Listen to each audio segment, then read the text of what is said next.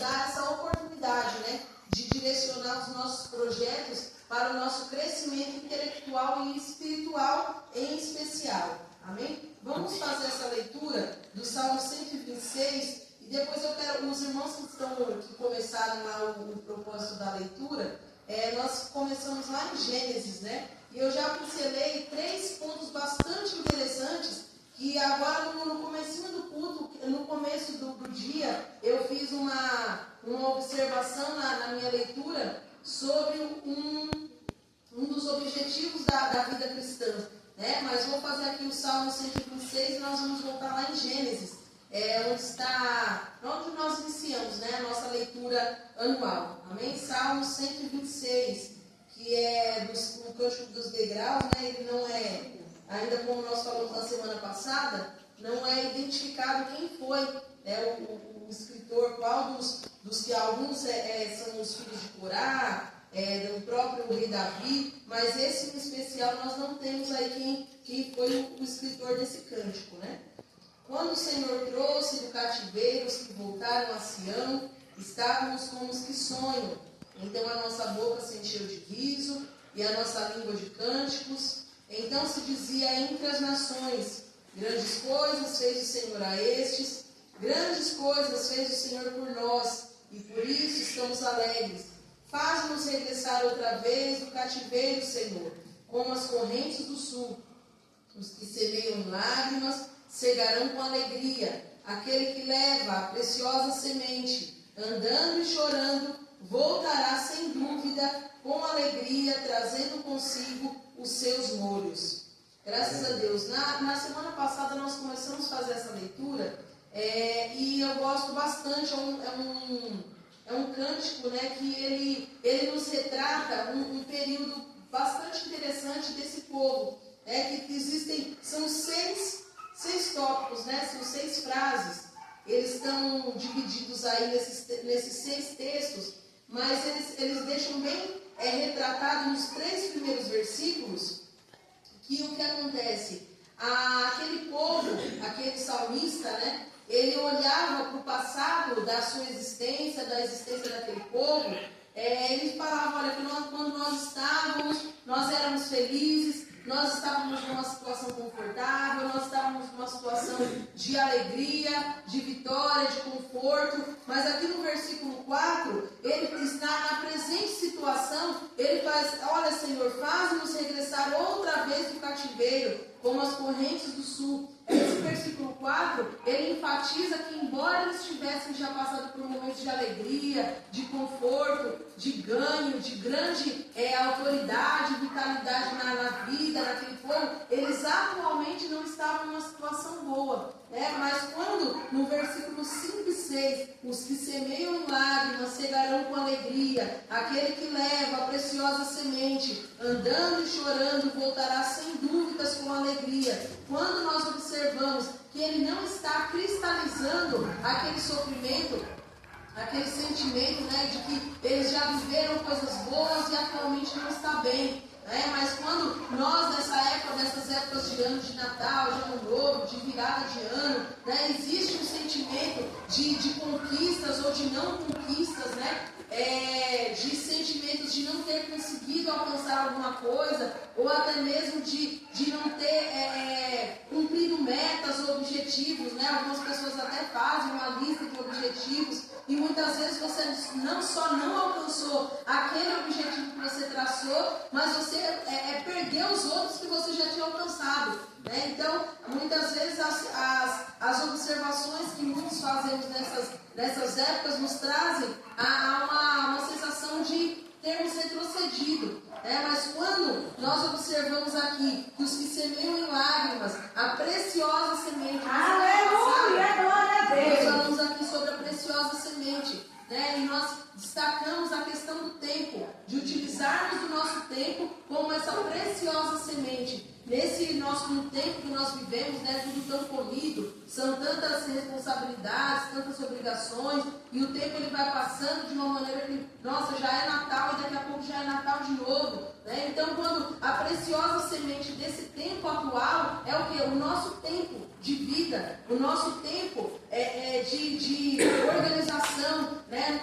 dia a dia, na nossa casa, na nossa família. Quando nós pedimos para o Senhor para que Ele nos dê sabedoria e discernimento, nesse momento, irmãos, nós precisamos apresentar para o Senhor, e eu quero encorajar os irmãos também a fazerem isso. Nós falamos isso na semana passada, mas eu quero novamente trazer essa palavra para que os irmãos venham pedir ao Senhor, para que nos momentos de oração apresentar e pedir para o Senhor, para que nos dê sabedoria com a nossa preciosa semente. A nossa preciosa semente, ela não está vinculada a bens financeiros, ela não está vinculada muito nem à nossa saúde, né, que são coisas preciosas à nossa existência. O nosso tempo, muitas vezes o inimigo está roubando de uma tal maneira a nossa atenção, o nosso tempo de relacionamento com Deus, que nós passamos dias, semanas e meses sem ter um relacionamento real com Deus, né? E é dentro desse relacionamento real que eu quero trazer para os irmãos,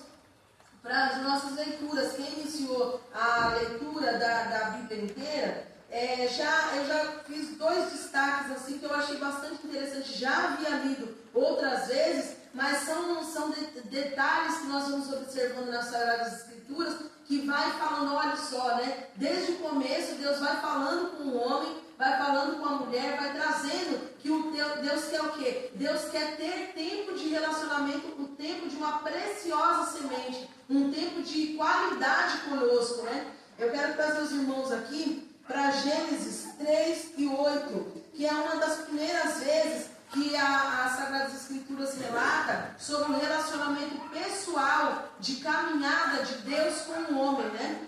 Gênesis 3, 8. E ouviram a voz do Senhor Deus que passeava no jardim pela viração do dia. Foi um momento quando foi a queda do homem, né? Mas aqui traz que existia um relacionamento de Deus com o homem, existia um tempo de qualidade, que Deus caminhava com o homem pelo jardim do Éden, né? Todas as tardes, Deus caminhava com o homem pelo jardim do Éden, né? Então existia esse tempo de conversa, de relacionamento, de conhecimento. Assim também, irmãos, aqui em Gênesis 6, no versículo 8, já tempos se passaram, né? Existiu ali, Deus teve um relacionamento muito próximo com Adão, e tempos depois da queda do homem, Deus vem a ter um relacionamento com Noé. Gênesis 6, o versículo 8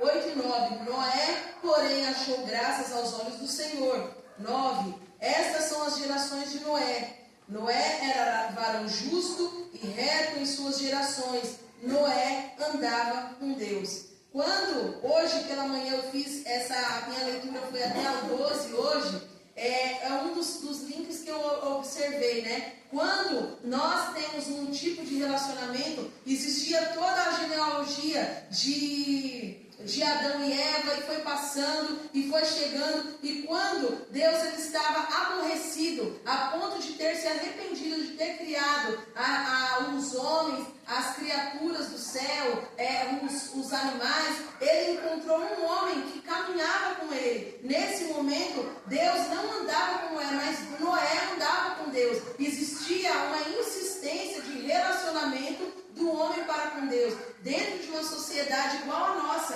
né, que é corrompida pelo mal, pelo pecado, a ponto de Deus ter cansado da humanidade, a ponto de Deus ter decidido destruir aquela humanidade. Mas Deus encontrou um homem que foi reto naquela época, mesmo distante de tudo. Os homens estavam fazendo tudo que era de pior aos seus pensamentos, segundo as Sagradas Escrituras. Mas aqui no versículo 9 enfatiza que Noé andava com Deus. Então, toda uma sentença que era direcionada a toda aquela humanidade, Deus poupou a geração e a família de Noé. Por quê? Porque ele caminhava com Deus, né? Existiu toda uma destruição ali. Deus poupou a família de Noé dentro de uma arca, porque ele tinha o seu tempo de relacionamento com Deus. Ele tinha aquela preciosa semente que era o tempo de relacionamento com Deus. Então o Senhor, Ele nos traz ao entendimento que Ele precisa para poupar, porque nós estamos em tempos de alta corrupção, né, na sociedade, na mídia, na política, né? Mas nós precisamos o quê? Usar o nosso tempo com responsabilidade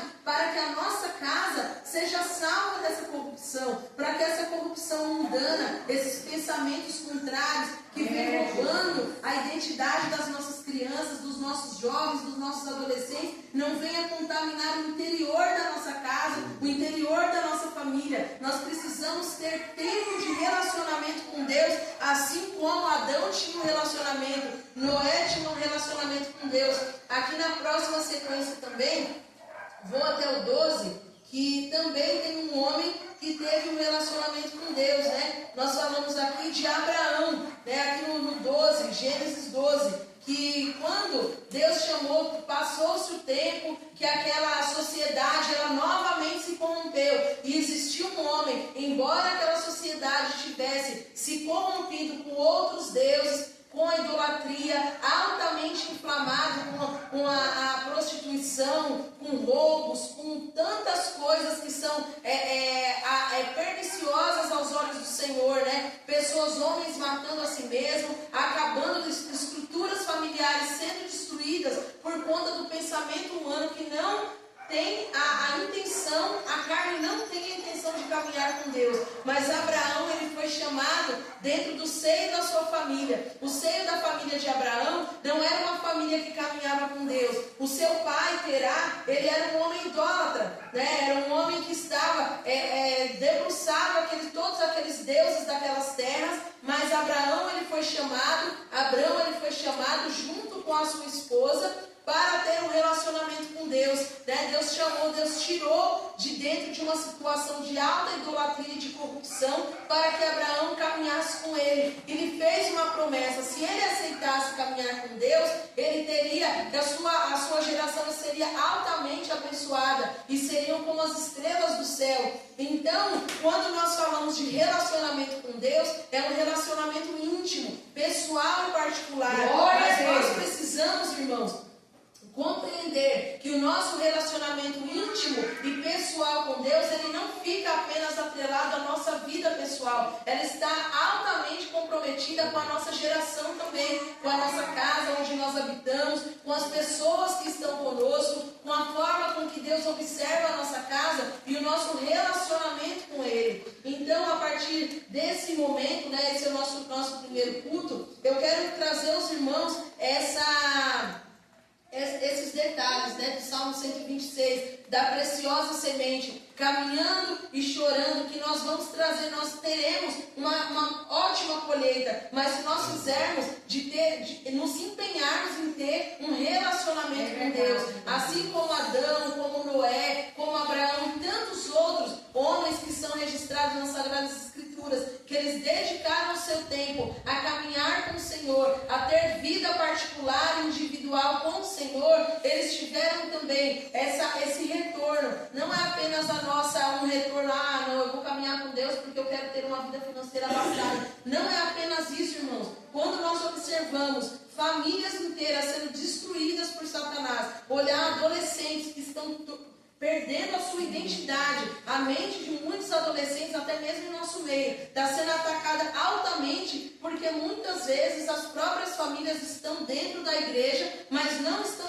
tirando um tempo de relacionamento com Deus. A mente daquela criança, daquele adolescente, daquele jovem, não está sendo moldado dentro das Sagradas Escrituras. Então, que nós tenhamos essa responsabilidade no decorrer desse ano, de trabalhar, de ter um relacionamento real com o Senhor, de nos debruçarmos nas Sagradas Escrituras e pedir para o Senhor para nos dar sabedoria com o nosso tempo.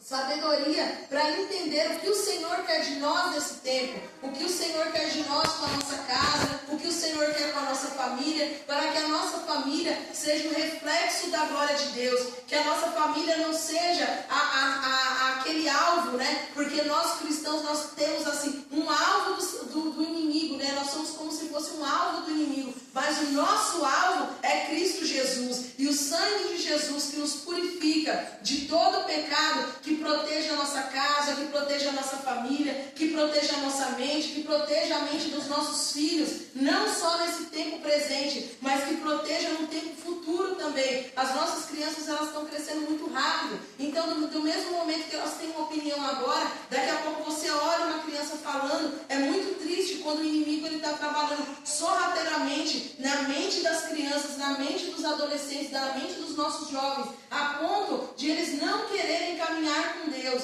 Então isso tem que partir de nós, que somos os adultos, que temos a mente de Cristo, deveríamos ter a mente de Cristo. Então vamos utilizar do nosso tempo com sabedoria, com discernimento, pedindo a autoridade do alto céu, para que o Espírito Santo venha tanger as nossas opiniões, a nossa forma de caminhar, a nossa forma de agir, e que o Espírito Santo venha abrir o nosso entendimento para o conhecimento da palavra, para conhecer a Deus como Ele é, não apenas as bênçãos de Deus. É maravilhoso a gente ser contemplado com as bênçãos de Deus na nossa casa, a gente falar, nossa, mas se fosse pelas minhas forças, se fosse pelo meu conhecimento, se fosse pelo meu próprio dinheiro, nada disso teria acontecido. Mas nós reconhecermos que a graça e a mão do Senhor alcançou e alcança a nossa casa, a nossa vida, as nossas finanças, e que nós tenhamos a habilidade de render ao Senhor graças, render ao Senhor louvores,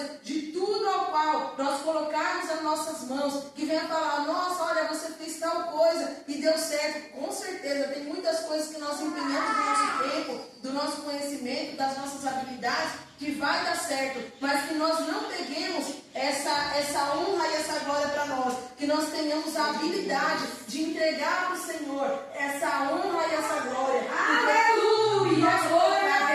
A mão, no arado para fazer, o Senhor irá prosperar. O Senhor Ele dá sabedoria, discernimento, e o Senhor Ele vai nos dar vitória, para que a nossa família e a nossa casa não seja um lugar de derrota, um lugar de vergonha, e um lugar onde a sociedade passa e olha e fala, nossa, mas aquela casa ali só tem história triste. A nossa casa e a nossa família, mesmo que toda a vizinhança, mesmo que toda a sociedade esteja corrompida, a nossa casa seja um referencial da glória do Senhor, que a nossa vida seja um referencial da glória do Senhor. Então, irmãos, que nós estejamos, focados, e que o nosso objetivo, que o nosso alvo continue sendo Cristo. Amém? Amém.